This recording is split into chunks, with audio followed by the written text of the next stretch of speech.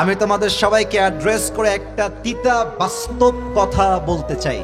যদি মায়ের কাছে সেরা সন্তান হতে চাও, যদি বাবার কাছে সেরা সন্তান হতে চাও, যদি তুমি তোমার স্ত্রীর কাছে সেরা স্বামী হতে চাও, যদি তুমি তোমার সন্তানের কাছে সবচেয়ে প্রিয় বাবা হতে চাও, তুমি যদি বোনের কাছে সবচেয়ে প্রিয় ভাই হতে চাও, টাকা কামাই করা ছাড়া কোনো গতি নাই যুবক ভাইরা। বলো বলো বলো, সত্য কথা কি জানেন? পুরুষ মানুষ যতদিন টাকা কামাই করতে পারে সবার কাছে প্রিয় থাকে, আর যেই দিনে টাকা কামাই বন্ধ হয়ে যায় আপন মানুষগুলো সব পর হয়ে যায়। এজন্য আমি সবাইকে বলবো, সময় থাকতে টাকা কামাই করো, হালাল ভাবে অনেক বেশি ব্যবসা করো, চাকরি করো, উদ্যোগ নাও, প্রতিষ্ঠিত হও জীবনে। যদি তুমি তোমার জীবনে হালাল ভাবে অনেক টাকা কামাই করতে না পারো যুবক ভাইরা, একদিন সময় আসবে তোমার জীবনে হয়তো তুমি এসে বলবা, চাচা বাড়িঘর তো সাজানো কেন, হেনা কোথায়? আর চাচা বলবে, বাবা হেনার তো বিয়ে হয়ে গেছে, তুমি বাস খাও, তুমি গাঞ্জা খেয়ে ঘুরে বেড়াও। এটা আমি তোমাদেরকে মন প্রাণ থেকে বলছি যুবক ভাইরা, অলওয়েজ মাথায় রাখবা, जब जेब में पैसा होता है तो पराये भी अपने हो जाते हैं, और जब जेब में पैसा नहीं होता तो अपने भी पराये हो जाते हैं। পকেট ভর্তি টাকা থাকলে ভালোবাসার মানুষের কোনো অভাব হয় না বাংলাদেশে, আর পকেট খালি হয়ে গেলে ঘরের আপন বউটাও পর হয়ে যায়।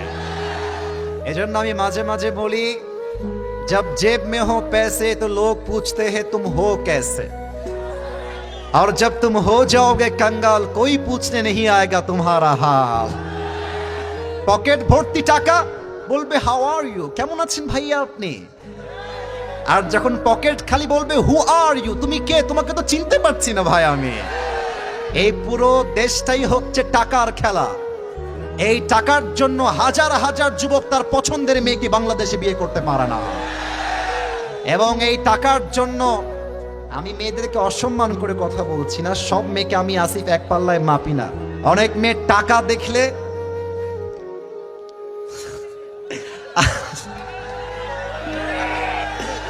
টাকা দেখলে আর সরকারি চাকরি দেখলে টাকলার সঙ্গে বিয়ের পিড়িতে বসে যায় না, এমন মেয়ে তো বাংলাদেশে নাই। আরে নাই, আরে নাই রে ভাই, থাকলে আল্লাহ হেদায়েত দান করুক, পড়েন সবাই আমিন। এজন্য আমি বলি, পকেট শূন্য থাকা অবস্থায় যে আমাকে হালাল ভাবে বিয়ে করতে চাইবে সেই তো আমার ভালোবাসা পাওয়ার যোগ্যতা রাখে, আর যে আমাকে প্রতিষ্ঠিত হওয়ার পরে চাইবে, বুঝতে হবে সে আমাকে ভালোবাসে নাই, সে আমার অবস্থানকে ভালোবেসেছে। আল্লাহ যুবক ভাইদেরকে হালাল ভাবে বেশি বেশি ইনকাম করার তৌফিক দান করুক, পড়েন সবাই আমিন। 2 নাম্বার কথা বলতে হলে একটা প্রশ্নের উত্তর দেওয়া লাগবে। আপনাদের বউ আছে কার কার, একটু হাত তুলেন তো। বউ আছে, বউ আছে? আচ্ছা, হাত নামান, হাত নামান। আপনাদের বউ নাই কার কার, তারা একটু হাত তোলেন। স্যার কোথায়, কি অবস্থা এটা? কারো বউ নাই? এ আমি বিশ্বাস করি না, মিথ্যা না সত্যি? সত্যি সত্যি সত্যি? আচ্ছা হাত নামাও, হাত নামাও, হাত নামাও। আল্লাহ আমার কলিজার টুকরা যুবক ভাই সবাইকে তুমি দিনদার নেককার বউ দিয়ে দাও, পড়েন সবাই আমিন। যারা আমিন কয় নাই তারা কেউ বউ পাবে না। আরে জোরে সোরে কোন সবাই মিলে আমিন। শেষ message for all the youngsters, for all the young people, চরিত্র রক্ষা করতে চাইলে কম্বল দিয়ে ল্যাপ দিয়ে চরিত্র রক্ষা করা যাবে না, বউ দিয়ে চরিত্র রক্ষা করতে হবে। আমি আমার আব্বা জানদেরকে বলবো, আব্বা জান, আমার কলিজার টুকরা যুবক ভাইদেরকে সঠিক সময়ে বিয়ে না দিলে যেমন সুবার চরিত্র নষ্ট হয়ে গিয়েছে, যুবকদের চরিত্র নষ্ট হয়ে যাবে। আল্লাহ যুবকদেরকে সঠিক বয়সে বিয়ে করার তৌফিক দান করুক, পড়েন সবাই আমিন। আমরা 3টা তাকবীর দিয়ে তাফসীরে ফিরে যাব। সাউন্ডটা আপস ডাউন হচ্ছে, এটা করা যাবে না। It should be equal, always same থাকতে হবে। প্রথম তাকবীর দিবেন আমার প্রিয় বিবাহিত আব্বা জানেরা, বিবাহিত যুবক ভাইরা, সবাই একটা কাশি দেন। এটা হচ্ছে বিবাহিত ভাইরা তাকবীর দিবেন, সিঙ্গেলরা তোমরা চুপ থাকবা।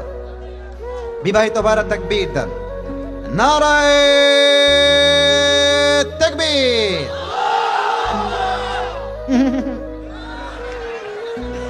আওয়াজ খুব বেশি একটা ভালো না রে বাবা। আচ্ছা দেখা যাক, তবুও খারাপ না, মোটামুটি চলে। এবার আমার প্রিয় সিঙ্গেল ভাইয়ের একটা কাশি দেন। আল্লাহ মাফ করো, কারা যে জিতে কারা যে হারে আল্লাহ মাহমুদই ভালো জানে। এবার সিঙ্গেলরা তাকবীর দিবেন, বিবাহিত ভাইয়েরা keep quiet, keep silent. Single ভাইয়েরা তাকবীর দাও, নারায়ে তাকবীর। বিবাহিত ভাইয়েরা আমাকে মাফ করে দিন, হলো না, আপনারা জিততে গিয়েও আবার হেরে গেলেন। যাই হোক, जो हो गया उसके बारे में सोचना नहीं है, let's talk about the present. এখন যা চলছে শুরু করি এবার সবাই মিলে। এমন জোরে একটা তাকবীর দিবেন নরসিংদীর আমার প্রিয় কলিজার টুকরা ভাইরা, আপনাদের তাকবীরের ঠেলায় আসিফ হুজুর স্টেজ ভেঙে উল্টে নিচের দিকে পড়ে যাবে। দেখা যাক, সবাই মিলে একটা কাশি দেই। নারায়ে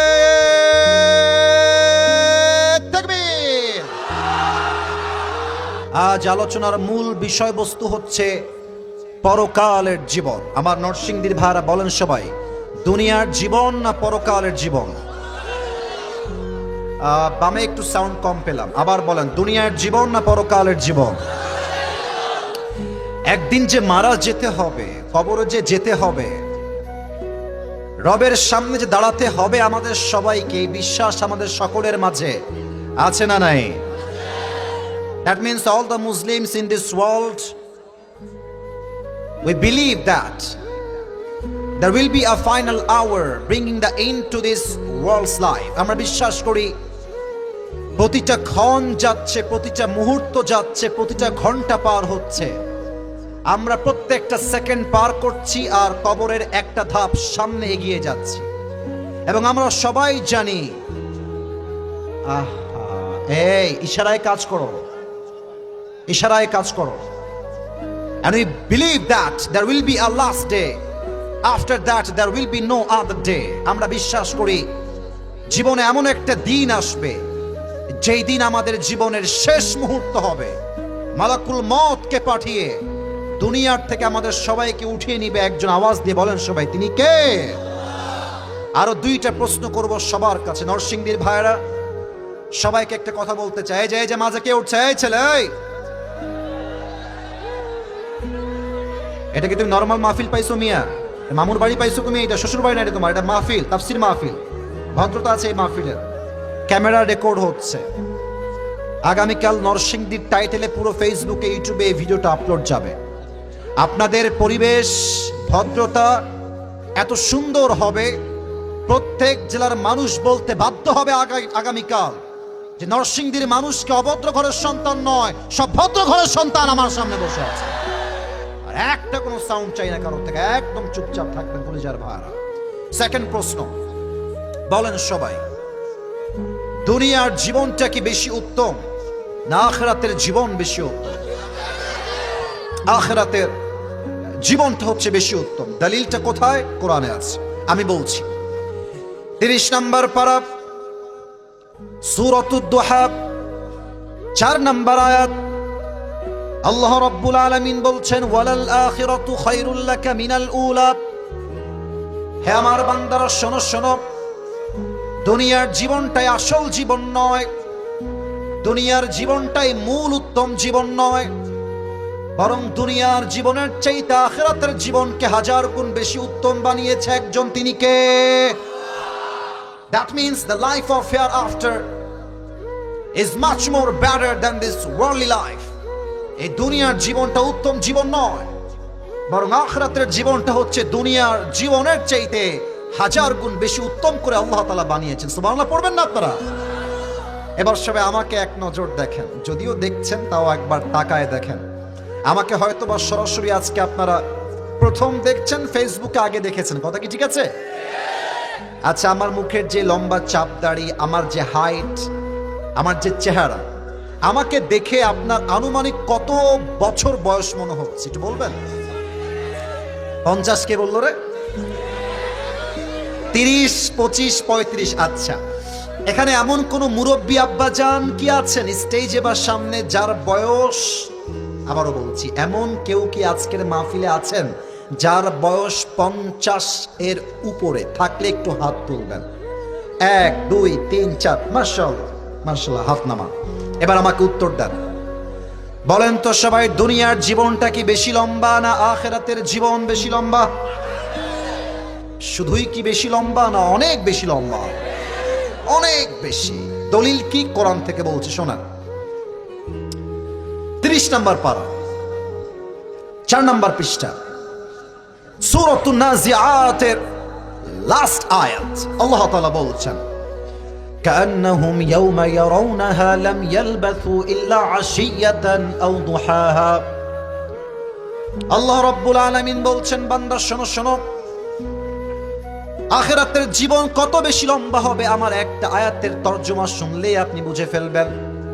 আল্লাহ রাব্বুল আলামিন বলছেন, এই দুনিয়ার জমিন থেকে 80 বছরের মুরব্বী আব্বা জান যেই দিন মারা যাবেন, 50 বছরের মুরব্বী আব্বা জান যেই দিন মারা যাবেন, কবরের জীবন যেই দিন শুরু হবে, পরকালের জীবন যেই দিন থেকে শুরু হয়ে যাবে, এটা এত বিশাল বিশাল লম্বা জীবন হবে। 80 বছরের মুরব্বী আব্বা জান ডাক দিয়ে বলবে, আল্লাহ, দুনিয়ার 80 বছরের জীবনটা আজ আমার কাছে আখিরাতের কাছে এত ছোট মনে হচ্ছে। আমার কাছে মনে হচ্ছে দুনিয়ার 80 বছরের জীবনটা পরকালের কাছে একটা সকাল কিংবা একটা সন্ধ্যার মতো হবে। পড়ান আল্লাহু আকবার। দুনিয়া 80 বছরের জীবনটা জাস্ট একটা সকাল কিংবা সন্ধ্যার মতো হবে। Could you imagine that? How much long time it is? কতটা লম্বা সময় হলে পুরো দুনিয়ার 80 বছরের জীবনটা জাস্ট একটা সকাল কিংবা সন্ধ্যার মতো মনে হবে। পড়েন সবাই জবান খুলে আল্লাহু আকবার। এবার সবাইকে একটা আবদার করব, সবাই দুইটা চোখ 5 সেকেন্ডের জন্য বন্ধ করবেন। সবাই কেন বন্ধ করবেন? আগে মাইকম্যানকে ঠিক করে দে। মাইকম্যান, তোমার একটা আপস ডাউন কেন হচ্ছে ভাই? আমার এটা তো বেড়ে গেল। দুইটাকে সমান সমান রাখো, বেস রিভার্ব বাড়িয়ে ঠিকঠাক রাখো। সবাইকে চোখ বন্ধ করতে হবে 5 সেকেন্ডের জন্য। তবে কেন বন্ধ করবেন? লেট মি ফিনিশ, আমাকে শেষ করতে দেন। নরসিংদীতে আজকে এসেছি, কবে আবার আসবো একমাত্র আল্লাহ ছাড়া পৃথিবীর কেউ বলতে পারবে না। হতে পারে এটাই আমার জীবনের শেষ মাহফিল হতে পারে। আমি পুরো ওয়াজ কি বিষয় করব তার ছোট্ট একটা ভূমিকা দিচ্ছি। আমরা জানবো যে পরকালের জীবনটা আসলে শুরু হবে কেমনে, আমাদের সামনে মালাকুল মউত আসবে কেমনে, নামাজি বান্দার মরণ কেমন হবে, বেনামাজি বান্দার মরণ কেমন হবে। আজীবন আমরা শুনেছি মৃত্যুর পরে আবার আমাদেরকে জীবিত হতে হবে। আল্লাহ আমাদের সবাইকে জীবিত করবেন কেমন করে আমরা জানব। আজীবন শুনেছি কিয়ামত কিয়ামত কিয়ামত, হিসাব দিবস। এই হিসাব দিবস কায়েম হবে কেমনে এটা আমরা আজকে জানব। And finally and lastly আমরা জানবো কিয়ামতের হিসাব দিবসের পরে একদল যাবে জান্নাতে, আর একদল যাবে জাহান্নামে। জান্নাতীরা জান্নাতে যাবে কেন? জাহান্নামীরা জাহান্নামে যাবে কেন? ইনশাআল্লাহ we will talk about on this matter in details. বলেন সবাই হাত তুলে ইনশাআল্লাহ। হাত নামান। এবার সবাই চোখটা বন্ধ করবেন আমার সাথে 5 সেকেন্ডের জন্য। Please close your eyes. চোখ বন্ধ সবার, স্টেজ এবং আমার সামনে সবাই চোখ বন্ধ, মাথা নিচের দিকে। আমি যেন একটা চুল পরিমাণ কোনো শব্দ ডান বাম থেকে না পাই। আবারও বলছি, কোনো শব্দ যেন ডান বাম থেকে আমি না পাই। চোখ বন্ধ, মাথা নিচে। কবরকে ভাবেন, আখিরাতকে ভাবেন। জাস্ট মৃত্যু এখনই আসতে পারে এই কল্পনা করে 5টা সেকেন্ড চোখ বন্ধ করবেন। আমি গুণা শুরু করছি 1 থেকে 5। 1 2 3 4 5। Open your eyes. সবাই চোখ খুলে আমার চোখে চোখ রাখেন। আমরা বসে আছি ঢাকার নরসিংদীর ছোট্ট একটা মাঠের ভেতরে। আচ্ছা একটু বলেন তো, এই যে ঢাকা হয়ে যে হাইওয়ে রোডটা আছে, আমরা কুমিল্লায় যাই, ওখান থেকে আমরা চট্টগ্রাম যাই, চট্টগ্রাম থেকে আমরা কক্সবাজার পর্যন্ত মাঝে মাঝে চলে যাই। একটু বলেন তো, এই যে ঢাকার যে হাইওয়ে রোডটা একদম কক্সবাজার পর্যন্ত, টেকনাফ পর্যন্ত গিয়েছে, বিশ্ব রোড, নরসিংদীর বিশ্ব রোড, যেখান দিয়ে হানিফ বাস যায়, দেশ ট্রাভেলস যায়, ন্যাশনাল যায়, গ্রামীণ যায়, গ্রিন লাইন যায়, ঢাকার কোচ। আমার নরসিংদীর ভাইয়ের আমাকে উত্তর দিবেন জবান খুলে, যেই রোডে ঢাকার কোচ চলে, বিশ্ব রোড, হাইওয়ে রোড, এই যে বাসগুলো যায়, বিশাল বড় বড় ট্রাকগুলো যায়, আমাকে বুঝে উত্তর দিবেন এগুলো কি আস্তে যায় না জোরে যায়? কত জোরে যায় আপনি জানেন? আমি একটু এক্সাম্পল দিচ্ছি। মনে করেন একটা বাস যাচ্ছে বিশ্ব রোড দিয়ে, হঠাৎ করে একটা কুকুর সামনে পড়ে গেছে, 1 সেকেন্ডে কুকুরটা পিষে শেষ হয়ে যায়, 1 সেকেন্ডে। এবার নিজেকে একটু কল্পনার জগতে নিয়ে আসেন, ভাবেন কাল সকাল 10টা বাজে আপনি নরসিংদীর হাইওয়ে রোড হয়ে, বিশ্ব রোড হয়ে কোথাও একটু যাবেন আপনার নিজস্ব কাজে। এবার সবাই আমার 2 হাত দেখেন, এই যে আমার সোফার হাতলি আছে এখানে 2টা কাঠের, দেখা যায়? বলেন না সবাই, দেখা যায়? আচ্ছা, সামনে একটা টেবিল রাখা আছে, এখানে স্ট্যান্ড এবং মাইক্রোফোন ভর করে আছে, এই টেবিলটা কি দেখা যায়? কথা কম না কেন, দেখা যায়? জিজ্ঞেস করছি, অবশ্যই কানেক্টেড আমার কথার সাথে। Yes, connected. বুঝতে হবে এক্সাম্পলটা। এটা হচ্ছে আপনার এলাকার গলি, গলির রাস্তা। এটা হচ্ছে হাইওয়ে রোড, বিশ্ব রোড। আগামীকাল সকালবেলা আপনি আপনার গন্তব্যে যাওয়ার জন্য বাড়ির থেকে বের হয়েছেন বাইকে, সিএনজিতে অথবা অটোতে। এই হচ্ছে বিশ্ব রোড, এই হচ্ছে আপনার বাসার রাস্তা। গাড়িটা নিয়ে জাস্ট বিশ্ব রোডে উঠেছেন, এখনো ডান বাম করতে পারেন না, আপনি ডানের দিকে যাবেন। গাড়িটা ঠিক এক্স্যাক্ট লাইক দিস, এভাবে আছে, যাবেন ডান দিকে। জাস্ট বাইকটা উঠিয়েছেন, বাম থেকে একটা হানিফ বাস আসছে 120 তার স্পিড। সামনে যে কোনো বাইক বের হবে, হি ডিডন্ট ইমাজিন দ্যাট, সে কল্পনাই করে নাই। আপনি যখনই উঠে গেছেন, সে তার ব্রেক আর কন্ট্রোল করতে পারে না, 120 স্পিডে এসে আপনার বাইকে সোজা একটা ধাক্কা দিচ্ছে। একটা ধাক্কায় আপনি বাইক নিয়ে 40 হাত দূরে গিয়ে পড়েছেন। আর যখন পড়েছেন, এই কপালটা রাস্তার যে ঢালাও করা পিচ আছে, ঠাস করে গেছে। আর একটা ধাক্কার চোটে কপালটা ফেটে ফিলকি দিয়ে গিলগিল করে রক্ত বের হচ্ছে, একদম পুরো রাস্তা রক্তে লাল হয়ে গেছে। ভাবেন, নরসিংদীর সবাই দৌড় দিয়ে আসছে, কে কোথায় আছো দৌড় দাও, বিশাল বড় একটা দুর্ঘটনা ঘটে গিয়েছে, অ্যাম্বুলেন্সকে কল দাও, এখনই কল দাও। সবাই মিলে খুব দ্রুত কল দিয়েছে, অ্যাম্বুলেন্স কোথায়? কল দেওয়ার সাথে সাথে অ্যাম্বুলেন্স চলে আসছে। চলে আসার সাথে সাথে আপনার দেহকে তারা তুলে মেডিকেলে পাঠিয়ে দিয়েছে, কিন্তু আপনার কোনো হুঁশ নাই, সেন্স নাই, জ্ঞান নাই, মেডিকেলে চলে গিয়েছে। দীর্ঘ 24 ঘন্টা পর আপনি আপনার চোখ খুলেছেন আর ভাবছেন, আমি আসলাম কোথায়, আমি ছিলাম কোথায়? হঠাৎ করে দেখছেন আপনি যে রুমে শুয়ে আছেন, রুমের উপরের দেওয়ালটা সাদা, ডানে সাদা, বেড সাদা, চাদরগুলো সব সাদা। আপনি ভাবছেন যে আমি ছিলাম কোথায়, আসলাম কোথায়? হঠাৎ করে দেখছেন আপনার পায়ের সোজা বিশাল লম্বা একটা গ্লাস ফিটিং করা দরজা, আর সেখানে লেখা আছে এই রুমটার নাম হলো ICU। এই বাচ্চারা, তোমাদের কি মাদ্রাসা থেকে তোমরা আসছো? মাদ্রাসা থেকে আসছো এরা? তো সামনে কেন বসছো? তোমরা পেছনে বসবা বাবুরা। তো তোমরা সাইড দিয়ে বের হয়ে যাও, ওই পাশ দিয়ে যাও। ওদের রেস্ট্রিকশন আছে, আমি মাদ্রাসার ছাত্র, এটা আমি বুঝি। ওদেরকে বাম দিক থেকে সুন্দর করে যাওয়ার সুযোগ করে দেন। আমি বলেছিলাম যে আপনারা আমাকে 10টা 15 উঠাবেন, সর্বোচ্চ 10টা 30 পার করবেন না। এই সময় নিতে নিতে আপনারা 11টা পার করে দিয়েছেন।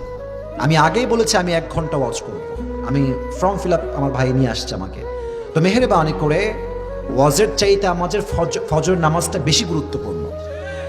এই জন্য লম্বা রাত পর্যন্ত আমি আসিফ ওয়াচ করবো না, এটা আপনি বিশ্বাস রাখতে পারেন। তবে এখন যা বলছি কলিজার থেকে অনুভব করে বলছি, বাচ্চারা ছাড়া কোনো মুরব্বী যুবক দোয়া না করে আজকের মাঠ ছাড়তে পারবে না, ঠিক কিনা বলে? হঠাৎ করে দেখছেন আইসিইউ রুমের জানালা দিয়ে একজন যুবক আকাশ থেকে নেমে আসছে। এবার নরসিংদীর মানুষের মেধা চেক করতে চাই। আকাশ থেকে যে নেমে আসে সেটা কি মানুষ হয় না ফেরেশতা হয়? এই ফেরেশতার নাম কি হবে? মালাকুল মউত। আপনার সামনে যখন আসবে আমাদের মাঝে তখন দুইটা দল হয়ে যাবে। এক হচ্ছে নামাজি বান্দা, আর একটা হচ্ছে বেনামাজি বান্দা। নামাজি বান্দার সামনে যখন মালাকুল মউত আসবে তার চেহারার রং হবে ধবধবে সাদা, আর মুখে থাকবে লম্বা লম্বা চাপদাড়ি, আর দেহে থাকবে একটা সাদা লম্বা জুব্বা। নামাজি বান্দার সামনে এসে মালাকুল মউত ডাক দিয়ে বলবে, ইয়া আইয়াতুহান নাফসুল মুতমাইন্না উখরুজি ইলা মাগফিরাতিল্লাহি ওয়া রিজওয়ানিহি। এই প্রশান্ত আত্মা আসো, বের হয়ে আসো। নামাজি বান্দা বলবে, কোথায়? মালাকুল মউত বলবে, আল্লাহর জান্নাত তোমার জন্য অপেক্ষায় আছে, বের হয়ে আসো। সুবহানাল্লাহ। আচ্ছা, আমার হাতে দেখেন তো, এটার নাম কি বলেন তো সবাই? না, এটা নরসিংদীর সাউন্ড হয় না। এটার নাম কি? এটা কি গোল না চারকোনা? আল্লাহর হাবিব বলেছেন, কাফাম মিন আকফানিল জান্নাহ ওয়া হানুত মিন হানুতিল জান্নাহ। নামাজি বান্দার রূহকে কবজ করবার জন্য আল্লাহ তাআলা জান্নাত থেকে একটা স্পেশাল রেশমি রুমালের চাদর দুনিয়াতে নামাজি বান্দার রূহকে কবজ করবার জন্য পাঠিয়ে দিবে। সুবহানাল্লাহ। এটা হচ্ছে নামাজি বান্দার মরণ। তবে বেনামাজির মৃত্যু বড্ড ভয়ঙ্কর হবে। এই মাহফিলে অনেক মানুষ এসেছেন, আমি যদি এখন নেমে যাই এবং নেমে গিয়ে কয়েকজনের পকেটে হাত দেই, আমার মনে হয় কিছু লোকের পকেট থেকে এখন বিড়ির প্যাকেট বের হবে। এই যে মাহফিল একটু পরে শেষ হয়ে যাবে, দেখবেন বাসায় যাবে। আচ্ছা বলেন, আমি আসিফ হুজুর কি মিথ্যা বললাম না সত্যি বললাম? বলেন। আসেন, আপনাদের যারা বিড়িখোর আছেন, যারা বেনামাজি আছেন, তাদের মৃত্যু কত ভয়ঙ্কর হবে, just try to concentrate on it. একটু মনোযোগ দিয়ে শোনান।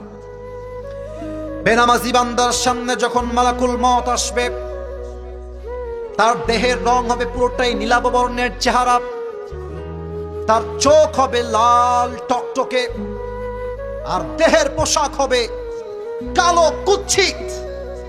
পা থাকবে জমিনে, মাথা থাকবে আকাশ বরাবর বিশাল লম্বা।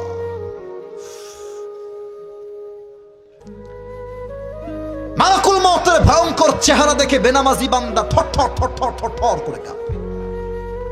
আর মালাকুল মউত বেনামাজির দিকে একটা ধমক দিয়ে বলবে, ইয়া আইয়াতুহান নাফসুল খাবিসা উখরুজি ইলা গযাবিল্লাহ। এই বেনামাজি বান্দা, বের হয়ে আয়, আল্লাহর গজবের দিকে বের হয়ে আয়। মালাকুল মউতের একটা চিৎকার আর ধমক শুনে নামাজি বেনামাজি বান্দার রূহটা একদম ছিঁড়ে বের হবে। একবার ডান দিকে দৌড় দিবে, একবার বাম দিকে দৌড় দিবে, আর একবার পেছনের দিকে দৌড় দিবে। আমার বাম হাত দেখেন সবাই সবাই। মালাকুল মউত বেনামাজির রূহকে ধরার জন্য তার বাম হাতটা পেছনের দিকে নিয়ে, পেছন থেকে নিয়ে বেনামাজির রূহের দিকে একটা থামা দেবে। যখন তার রূহটাকে এমনি টেনে হিচড়ে বের করবে, হাদিসে আসছে, একটা জীবিত ছাগলকে যাবেহ না করে তার চামড়া কেউ যদি ব্লেড দিয়ে টেনে হিচড়ে ছিঁড়ে ফেলে, ওই ছাগলটার যেই পরিমাণ কষ্ট হয় তার চাইতে কমসে কম 70 গুণ বেশি কষ্ট দিয়ে বেনামাজি বান্দার রূহকে কবজ করা হবে। বলেন সবাই নাউজুবিল্লাহ। এই নরসিংদীর ভাইরা, এই আযাব এমন কেউ কি আছেন যার সহ্য করার ক্ষমতা আছে? কেউ কি আছে? আছে আছে কেউ নাই। আল্লাহ, তোমার কাছে দোয়া করি আজকের মাহফিল থেকে আমাদের সবাইকে তুমি মৃত্যুর আযাব থেকে বাঁচাই দিও। পড়েন সবাই আমিন। তবে এখন একটা প্রশ্ন করব, যার উত্তর হয়তো বা নরসিংদীর 95% আপ, 95% বেশি মানুষ হয়তো বা ভুল উত্তর দিবেন। আগেই সাবধান করলাম যাতে করে পার্সেন্টেজটা কমে আসে। বলেন তো, মৃত্যুর পরেই যে কবরের জীবনটা শুরু হবে, এই কবরে মোট প্রশ্ন হবে কয়টা? 3টা না, মোট প্রশ্ন হবে 4টা। এই জন্য আগেই বলেছিলাম একটু ভেবে নেন। আমি বলবো, আমি না বলে যাব না, বলেই যাব। বলেন সবাই, কবরের মোট প্রশ্ন হবে কয়টা? যদিও আমরা আজীবন শুনেছি 3টা, তবে 4টা প্রশ্ন ইজ নট ফর এভরিওয়ান, এটা সবার জন্য নয়। যে 3টা পারবে তার জন্য 4 নাম্বার প্রশ্ন রেখেছে একজন, আওয়াজ দিয়ে বলেন সবাই, তিনি কে? এবার আমি প্রশ্নগুলো করছি, নরসিংদীর যুবক ভাইয়ারা, মুরব্বীরা বাঘের মতো উচ্চ কণ্ঠে আমাকে উত্তর দিবেন। মার রব্বু, কবরের প্রথম প্রশ্ন, তোমার রব কে? বলেন সব, আমাদের রব কে? 2 হাত তুলে 7 আঙ্গুলি উত্তর করে বলেন সব, আমাদের রব কে? আল্লাহ আমার রব। পড়েন না, আল্লাহ আমার রব। দমে দমে তনু মনে তারি অনুভব, তোমার দুনিয়াতে আমি যেদিকে তাকাই, অথই নিয়ামতে ডুবে আছি সবাই। পাখপাখালির কণ্ঠে শুনি তাসবিহ কল রব, তাসবিহ কল রব, আল্লাহ আমার রব। দমে দমে তনু মনে তারি অনুভব। সুবহানাল্লাহ পড়ো সবাই। 2 নাম্বার প্রশ্ন কি হবে? আতারিফু হাযার রাজুল, এই মানুষটা তোমার কি হয় বলো তো? সবাই উত্তর দিতে পারবে না। একটা এক্সাম্পল দিই, আমাকে একটু দেখেন, অনেকে দেখতে পাচ্ছেন না, এটা আমার মুখে যেটা আছে দাড়ি, দাড়ি দেখে আমাকে আনস্মার্ট লাগতেছে নরসিংদীর ভাই? কোন আনস্মার্ট লাগতেছে ভাই? না, আনস্মার্ট দাড়ি রাখলে লাগে না। অনেক মেয়েরা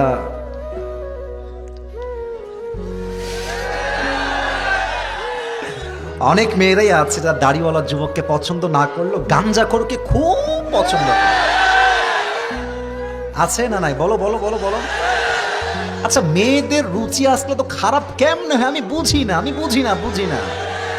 একটা সৎ ছেলে, নামাজি ছেলে, চরিত্রবান ছেলে, 5 ওয়াক্ত নামাজি ছেলে পছন্দ হয় না, কোথাকার কোন টিকটকার গাঞ্জাখোর ওইটার সঙ্গে বিয়ে করে পালিয়ে যায়। এবার বলেন তো, যেই মেয়ে নবীর সুন্নাহের দাড়ি রেখে বিয়ে করতে চায় না, সে কি ভালো মেয়ে না খারাপ মেয়ে? তোমরা কি বলবা জানো? এটা এবার মাইন্ডে নিও না, আপনারাও মাইন্ডে নেবেন না। আমি আশা রাখছি এখানে সব মেয়েদের, সব মায়েদের পজিটিভ চিন্তা করতে হবে। Your thinking should be positive. আমি পজিটিভ ভাবলাম, যেখানে প্রত্যেকটা মেয়ের দাড়ি পছন্দ। এবার শোনো, যেই মেয়ে তোমাকে বলবে যে এটা পছন্দ হচ্ছে না, একটু কেটে ফেললে আমি আপনাকে বিয়ে করবো, দাড়িওয়ালা যুবককে আমি বিয়ে করতে চাই না, পারবো না, তো তুমি তো নরসিংদীর ছেলে, কাউকে ভয় পাওয়ার কোনো প্রয়োজন তোমার নাই। তুমি বলবো আপু একটু সাইডে আসেন, 1 মিনিট কথা বলবো, একটু। তো আপু যখন সাইডে আসবে, এটা উইথ ডিউ রেসপেক্ট, ইজ্জত কি বাত হ্যায় মেরে দোস্ত, ইজ্জত তো জরুর করনা হোগা, সম্মানের সাথে বলবা যে আপু আপনার যেহেতু দাড়িওয়ালা পছন্দ না, তো আমার মনে হয় আপনার জন্য বিটিএস এর হিজড়া সবচেয়ে বেশি পারফেক্ট। আমার কথা একটা ভাই, যেই মেয়ে তোমাকে দাড়ি রেখে বিয়ে করতে চাইবে না, সেই মেয়ে তোমার বউ হওয়ার যোগ্যতাই রাখে না। এবার বলেন তো, আমার নবীর মুখে লম্বা লম্বা চাপ দাড়ি ছিল কি ছিল না? আমার নবীর মতো সুন্দর এই তল্লাটে আর দ্বিতীয় কেউ কি হতে পারে? চাঁদের চেয়ে সুন্দর তুমি, নবী আমার কামলি হিওয়ালা, দো জাহানের বাদশা তুমি, প্যারা নবী সাল্লে আলা, দো জাহানের বাদশা তুমি, প্যারা নবী সাল্লে আলা, চাঁদের চেয়ে সুন্দর তুমি, নবী আমার কামলি হিওয়ালা। সুবহানাল্লাহ সবাই। 3 নাম্বার প্রশ্ন হবে, ওয়ামা দীনু, আমাদের ধর্মের নাম কি? প্রাউডলি বলেন সবাই, নাম কি? আরে আমি অহংকার নিয়ে কোন নাম কি? আমাদের ধর্মের নাম ইসলাম বলেই ভারতের সাংবাদিকদেরকে আমরা ছাড় দিয়ে চলি না। এই সমস্ত সাংবাদিকদেরকে সাইজ করতে নরসিংদীর যুবকরাই এনাফ হয়ে যাবে। কি বলে, বাংলাদেশ আর থাকবে না বলে, চট্টগ্রাম নিয়ে নিবে, তারপরে ফেনী নিয়ে নিবে।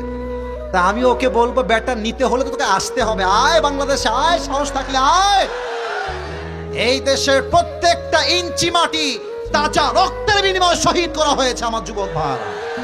এটা স্বাধীন করেছি রক্তের বিনিময়ে আমরা। অতএব আসলে কি জানেন, একে দেখলে আমার সাংবাদিক কোনোভাবেই মনে হয় না, মনে হয় এই মলম বিক্রেতা সম্মান হয়ে যায়। একে দেখলে মনে হয় গুলিস্তানে জাইঙ্গা বিক্রি করলে বেশি মানাবে নরসিংদীর ভাই। আল্লাহ এদেরকে হেদায়াত দান করুক। পড়েন সবাই আমিন। এবার হবে 4 নাম্বার প্রশ্ন। ফেরেশতা বলবে, আরে তুমি তো একটাও আটকাও না, ওয়ামা ইলমুক, তোমার জ্ঞানের উৎস কোথায়? আমরা বলবো জ্ঞানের উৎস হচ্ছে আল কোরআন। সুবহানাল্লাহ পড়ে সবাই। এবার সবাই 2 হাত তোলেন, সবাই 2 হাত তোলেন। রাত বাজে 12টা। যদিও আমার নিয়ম দেওয়া আছে 1 ঘন্টার বেশি ওয়াজ যাবে না, তবে নরসিংদীর জন্য আজকে নিয়ম নয়, ভালোবাসা দিয়ে হিসাব করতে চাই। আপনারা কি রাজি আছেন নাকি নাই? আমি আরো 10টা মিনিট কথা বললে আপনারা সবাই থাকবেন তো ইনশাআল্লাহ? হাত উপরে রাখেন, হাত উপরে। আমাকে বলেন সবাই হুজুর। আর একবার বলেন হুজুর। আমরা নরসিংদীর সন্তান, আপনাকে ওয়াদা দিলাম, দোয়া না করে আমরা কেউ বাসায় ফিরে যাব না। 2 হাত দেখতে চাই, ফিরে যাব না। বলেন সবাই ইনশাআল্লাহ। হাত নামান। এখন যারা দাঁড়িয়ে আছে, বসে আছে, তারাই হচ্ছে আমাদের আসল ভালোবাসার মানুষ। যারা বাদাম খেতে এসেছিল, আসিফ হুজুরকে সচক্ষে একবার দেখার শখ ছিল, তারা সব বিদায় হয়ে গেছে। এখন যারা বসে আছে, আসল নবী প্রেমিক তারা বসে আছে এখন, ঠিক কিনা বলেন? আমি জাস্ট 3টা পয়েন্ট বলেই শেষ করে দিব। পরকালের জীবনটাকে আল্লাহ তাআলা মোট 3টা ভাগে ভাগ করেছেন। 1, if you believe in life of hereafter, then you must have to believe in on the day of resurrection. যে পরকালে বিশ্বাস রাখে তাকে এটা মনে প্রাণে বিশ্বাস রাখতে হবে, আমার যে মৃত্যু হয়ে গেল, কবরে যাওয়ার পরে আবার আমাকে নতুন জীবন দিবে একজন। আওয়াজ দিয়ে বলেন সবাই, তিনি কে? 2 নাম্বার হলো, যেই বান্দা পরকালে বিশ্বাস রাখবে, সেই বান্দা মনে প্রাণে বিশ্বাস রাখবে আমি দুনিয়ার জমিনে চাই ছোট আমল করি কিংবা ভালো আমল করি, প্রত্যেকটা আমলের জাররা জাররা হিসাব নিবে একজন। আওয়াজ দিয়ে বলেন সবাই, তিনি কে? আপনাদের টিনের বাসা আছে? কার কার একটু হাত তুলবেন তো। টিনের বাসা আছে? টিনের বাসা, মাশাআল্লাহ, হাত নামা। আমার তো মনে হয় যারা এসেছি আমরা 90 ভাগেরও বেশি আমরা মধ্যবিত্ত পরিবারের সন্তানরা আজকের মাহফিলে এসেছি। আমার বাবা মাও টিনের বাসায় থাকে। দেখেন আমার হাত দেখেন, এইটা যদিও সামিয়ান, আমি বুঝতেছি, এটা আয়াতের ব্যাখ্যা দিব। এটা হচ্ছে একটা টিন, নরসিংদীর ভাই, এটার নাম কি? আমার হাত দেখেন, দেখবেন যে টিনের বাসা যারা আছে, টিনের বাসা সকাল বাজে 8টা থেকে 9টা, রোদ উঠে গেছে, দেখবেন টিনের বাসার টিনে কিছু ছোট্ট ছোট্ট ফুটা থাকে, থাকে না? থাকে না? থাকে না? দেখবেন সকাল 8টা বেজে গেছে, 9টা বেজে গেছে, দেখবেন ফুটা দিয়ে কিছু ছোট ছোট ছোট ছোট আলো বের হয়, আর আলোর মাঝে কিছু ধুলা দেখা যায়। যায় যায় যায় আচ্ছা, এখন আপনি ভাবলেন যে এই ধুলারে আজকে খাইছে, বহু জ্বালাইছে আমার, আজকে ওরা ধরেই ছাড়। আপনি ধরার জন্য 1 হাত বাড়াইছে, এমনি ধরছে। আছে আছে আছে আছে, দেখা যায়, ধরা যায় না। فمن يعمل مثقال ذرة خيرا يره ومن يعمل مثقال ذرة شرا يره। কিয়ামতের কঠিন ময়দানে বান্দা যদি ছোট্ট একটা শস্যের দানা পরিমাণ ভালো আমল করে থাকে, এইটাও ডান পাল্লায় ওজন হবে। বান্দা যদি ছোট্ট একটা শস্যের দানা পরিমাণ খারাপ আমল করে, এটাও আমল নামায় ওজন দিবে একজন। আওয়াজ দিয়ে বলেন সবাই, তিনি কে? এবার একটা হাদিস বলবো ঘটনা হিসেবে, and that is my last hadith in this chapter. আপনারা মাওলানা তারিক জামিলের নাম শুনেছেন? পাকিস্তানে বাসা, শুনেছেন? আচ্ছা, উনি কিন্তু আমাদের মতো স্টাইলিশ না, মানে আমরা তো বিভিন্ন রঙের জামা পরি, বাট উনি কিন্তু এরকম না। উনি অলওয়েজ ওই সাদা পায়জামা, সাদা পাঞ্জাবি, আর দেখবেন অলওয়েজ সাদা পাগড়ি থাকে মাথায়। তো সেই দিন আমি একটা ওয়াজ শুনছিলাম, ওয়াজের টাইটেল ছিল উর্দুতে কিয়ামত কা মঞ্জর, কিয়ামতের দৃশ্য। উনি সেখানে এক মারাত্মক ঘটনা বললেন হাদিস থেকে, যেটা আমার কলিজায় আঘাত করেছে। উনি বললেন কিয়ামতের দিন যখন কায়েম হয়ে যাবে হিসাব দিবস, আল্লাহ বলবে অমুক বান্দার আমল নামা ওজন দাও, ওজন দেওয়া হবে। জান্নাতে যাওয়ার জন্য আমল লাগবে 100-তে 51। বলেন সবাই 100-তে কত অন? কত কন? 51। ওই বান্দার আমল নামা ওজন দেওয়া হবে। तो ये दाई अमल और बाई अमल दोनों ऐसे बराबर हो जाएगा। तारिक जमील বললেন দুইটাই সমান সমান হয়ে যাবে। তো যুবকটা বলবে টেনশন নাই, কোন ব্যাপার না, আমার বাপ তো এখানেই আছে। बाप के बोल अब्बा मुझे बस एक अमल की जरूरत है, तुम मुझे एक अमल दे दो, मैं जन्नती हो जाऊंगा। अब्बा के कोई अब्बा আমার দিয়ে দিবে, नो टेंशन। अब्बार কাছে যাবে, अब्बा मैं तुम्हारा बेटा हूं, मुझे जन्नत में जाने के लिए बस एक अमल की जरूरत है। अब्बा একটা আমল দাও, তোমার ছেলে আজকে জান্নাতি হয়ে যাবে। আব্বা তার দিকে তাকাবে। মাওলানা তারিক জমিল বললেন, बाप ताकिए बोलबे कौन हो तुम, कहां से आए हो, कौन हो, मेरा तो बीवी नहीं था, बेटा कहां से आएगा। अरे के ছেলে, বের হও, আমার তো বউ নাই, সন্তান আসবে কই থেকে, বের হয়ে যাও। যুবকটা বলবে, আব্বা আমি তোমার একমাত্র কলিজার ছেলে, একটা আমল হলেই জান্নাতি, একটা আমল দাও না আমাকে ভিক্ষা। আব্বা আব্বা বলবে, বের হও, উখরুজ, বের হয়ে যাও। যুবকটা অবাক হয়ে যায়, আব্বা জাস্ট একটা আমলের জন্য আমাকে আজকে চিনছে না, একটা আমলের জন্য।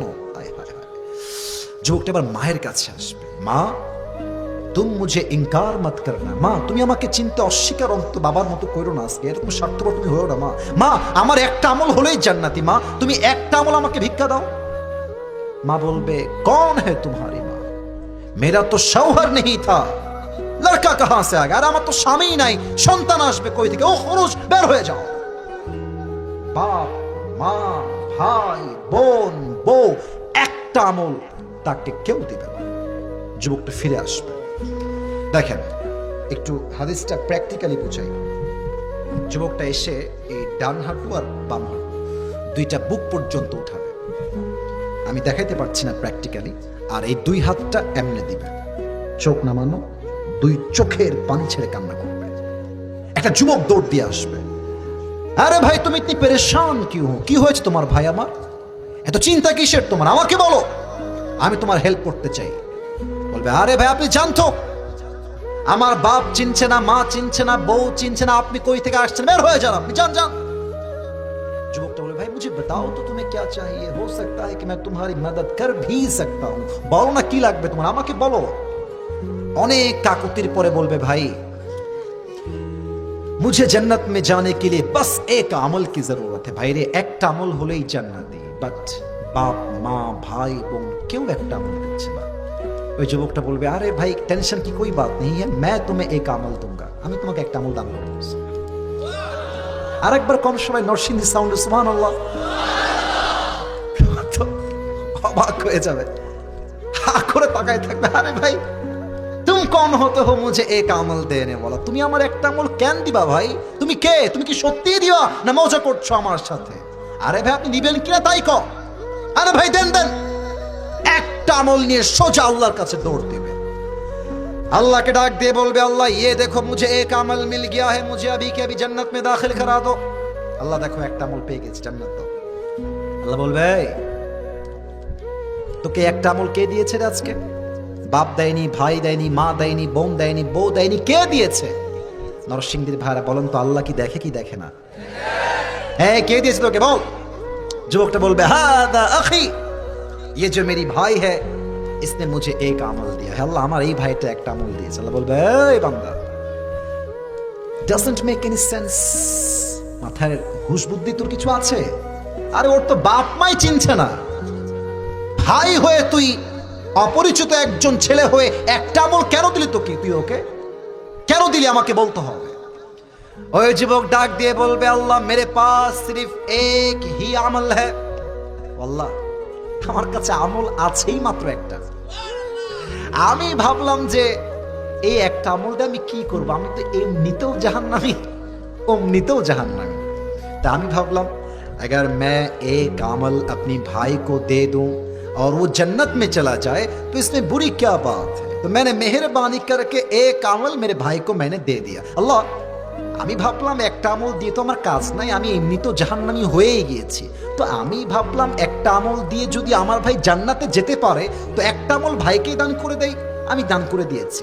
আল্লাহ বলবে, ও আচ্ছা আচ্ছা, তোর এত দয়া হয়ে গেছে, তুই কি আমার চাইতে বেশি দয়াময় হতে চাস বান্দা? না না না না, আনার রহমান, আনার রহিম, I am the most merciful, I am the most gracious, I am the most kindful Lord.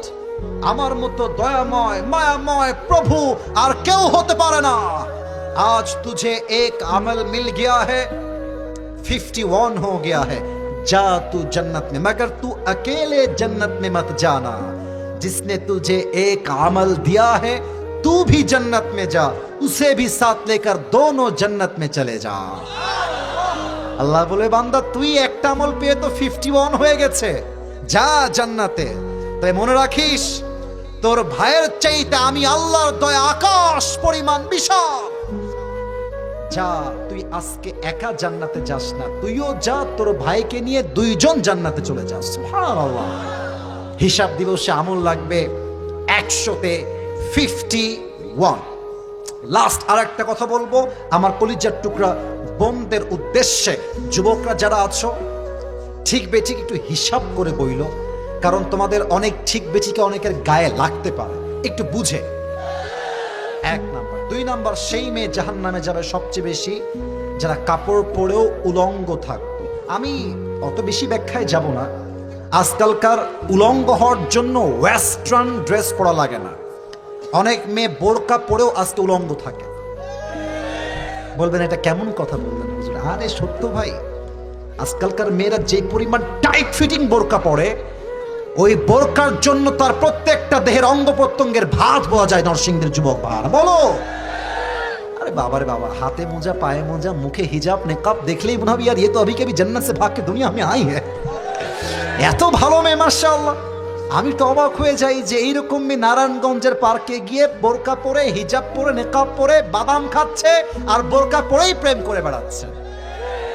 এদেরকে দেখলে আমার বলতে মনে চায়, উপরে ফিটফাট, ভেতরে পুরোটাই সদরঘাট। অতএব যুবক ভাইরা, বোরকা পড়লে দিনদার হওয়া যায় না। দিনদার হওয়ার জন্য চরিত্র ভালো হওয়ার প্রয়োজন হয়, ঠিক কিনা বলে? আল্লাহ প্রত্যেকটা মা বোনকে পরিপূর্ণ পর্দাশীল হওয়ার তৌফিক দান করুক। পড়েন সবাই আমিন। 3 নাম্বারটা বলেই দোয়া করব, কেউ যেন ডান বাম হতে না দেখি। 3 নাম্বার হলো, হিসাব দিবস শেষ হয়ে যাবে, আমাদের সকলের মাঝে 2টা দল ভাগাভাগি হয়ে যাবে। এক হচ্ছে ডানপন্থী, বলেন সবাই, এক হচ্ছে কোন পন্থী? আর এক হচ্ছে বামপন্থী। আমরা সবাই বামে যাব না ডানে যাব? আগে আমাকে শিওর করেন, বামে না ডানে? কোরআন কি বলছে বলেই শেষ করে দেই। ফারিকুম ফিল জান্নাহ ওয়া ফারিকুম ফিস সাঈর। On the day of judgment, one group will enter in the paradise and another group will enter in the hellfire. এক দল যাবে জান্নাতে, আরেক দল যাবে জাহান্নামে। এবার বুঝে থাকলে উত্তর দেন।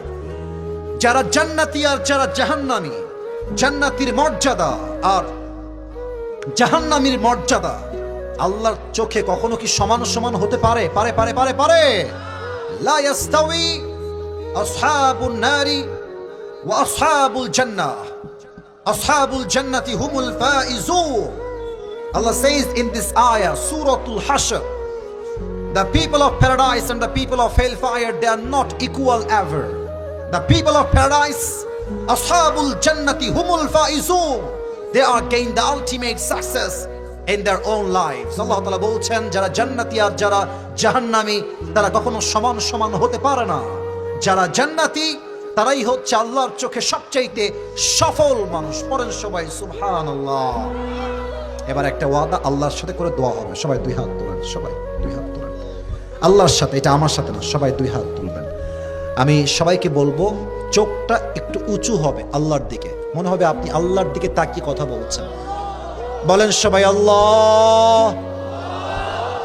আর একবার আল্লাহকে ডেকে বলেন, সবাই বলেন আল্লাহ। আজ এই নরসিংদীর জমিন থেকে তোমার, একটু জোরে বলুন, তোমার শাহী দরবারে দিল থেকে তওবা করলাম। ও আল্লাহ, তুমি আমার জীবনের সব গুনাহ মাফ করে দাও। একবার পড়েন তো সবাই আমিন। ওয়াদা আরেকটু বাকি আছে, বলেন সবাই ও আল্লাহ। আবার বলেন ও আল্লাহ, তোমার কাছে দিল থেকে ওয়াদা দিলাম, কথা দিলাম, শপথ করলাম, আমি অতীতে যে গুনাহ করেছি, আগামী ভবিষ্যতে আমি সেই গুনাহগুলো কখনো আর করব না। একটু হাতটা নাড়িয়ে বলেন করব না। আর একবার বলেন করব না। বলেন সবাই ইনশাআল্লাহ। হাতটা আর একটা দোয়া পড়ে না হয়, পড়েন সবাই দিল থেকে আস্তাগফিরুল্লাহ। না, আওয়াজটা সব দিক থেকে প্রপারলি আসে নাই। পড়েন সবাই আস্তাগফিরুল্লাহ। পড়েন সবাই আল্লাহুম্মা গফিরলি। আল্লাহ তুমি দেখলা সবাই তওবা করলো, আমার মায়েরাও তওবা করলো, আমার যুবকরা, আব্বা জানরা, স্টেজের মুরব্বীরা, সম্মানিত ব্যক্তিবর্গ সবাই তওবা করলো। আল্লাহ আমাদের সকলের তওবাকে তুমি কবুল করো না। পড়েন সবাই